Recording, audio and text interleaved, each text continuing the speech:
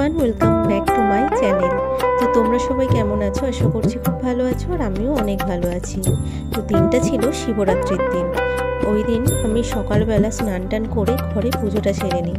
তো সকাল 10টা নাগাদ যখন চতুর্দশী লেগেই গেছে, এই জন্য ঠিক করেছিলাম বাড়িতে সুন্দর করে আগে পুজো করে নেবো ভালোভাবে, তারপর মন্দিরে যাব পুজো দিতে। তো বাড়িতে আমি প্রথমে বাবার অভিষেক করে নিই, অভিষেক করে ভালোভাবে ফুল বেলপাতা দিয়ে পুজো করে নিই।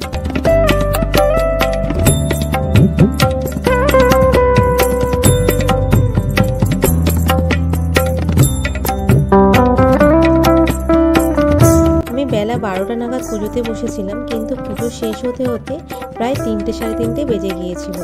তো সেই জন্য আমি আর তখন আর মন্দিরে যাইনি। তো আমার সাথে বর্ণালীও যাবে বললো, সেই জন্য ওর জন্য একটু ওয়েট করে গেলাম। ও রাতেই পুজো দেয়, তো ওর সাথেই গিয়েছিলাম একসাথে পুজো দিতে মন্দিরে।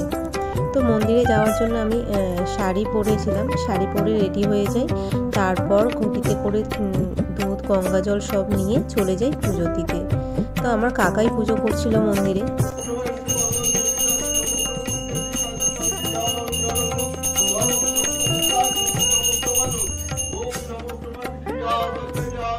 তো আমরা পুজো দিচ্ছিলাম বলে স্বর্ণালী আমাদের ভিডিও করে দেয় বাইরে থেকে, আর মাও ছিল আমার সাথে। মা গেছিলো কারণ আমি একা একা যাবো বলে মাকেও নিয়ে যাই।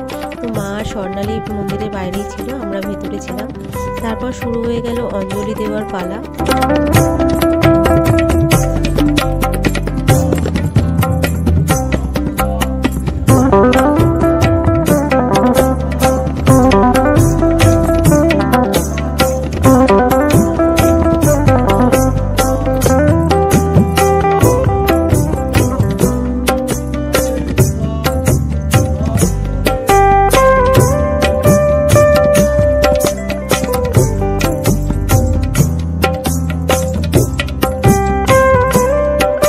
তারপর অঞ্জলি দেওয়া হয়ে যেতে আমি বাবার মাথায় জল ঢেলে নিই।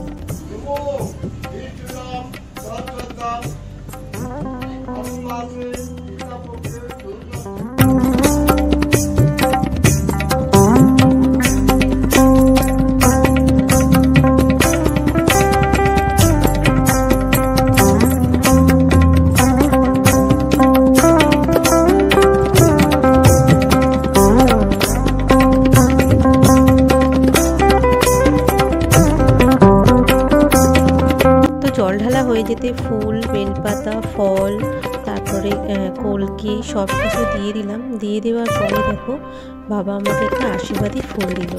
তো সেই ফুলটা আমি নিয়ে বাড়ি চলে এসেছিলাম। তো যাই হোক, পুজো দেওয়া এখানেই আমাদের কমপ্লিট হয়ে গেল।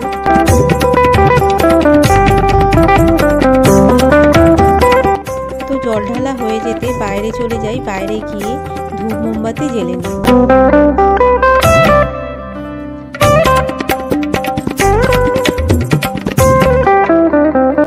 সব ঠাকুরকে ধূপ মোমবাতি দেখিয়ে পুজো শেষ করি। তারপর আমাকে চরণামৃত দেয়, চরণামৃত খেয়ে আমার উপোস ভঙ্গ করি।